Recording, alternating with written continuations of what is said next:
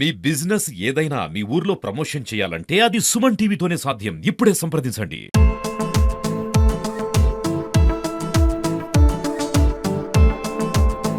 Narsampet MLA దొంతి మాధవరెడ్డి గారి ఆదేశాల మేరకు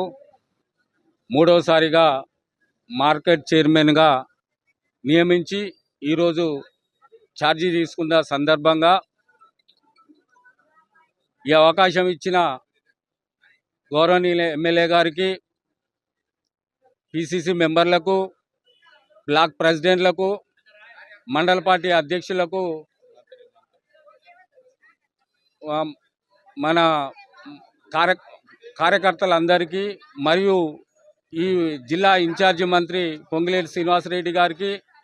వ్యవసాయ శాఖ మాత్యులు తుమ్మల నాగేశ్వరరావు గారికి, డిప్యూటీ సీఎం బట్టి విక్రమార్క గారికి, ముఖ్యమంత్రి రేవంత్ రెడ్డి గారికి, ఎంపీ బలరాం నాయక్ గారికి అందరికీ కృతజ్ఞతలు తెలియజేస్తూ, నా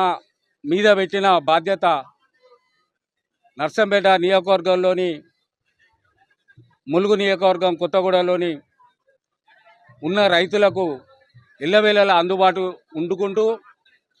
మార్కెట్ దినదిన అభివృద్ధి చెందే విధంగా పాటుపడతానని, దానికి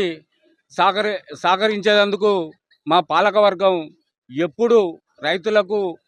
వెన్నంటూ ఉండి ఏ సమస్య వచ్చినా ఒక మార్కెట్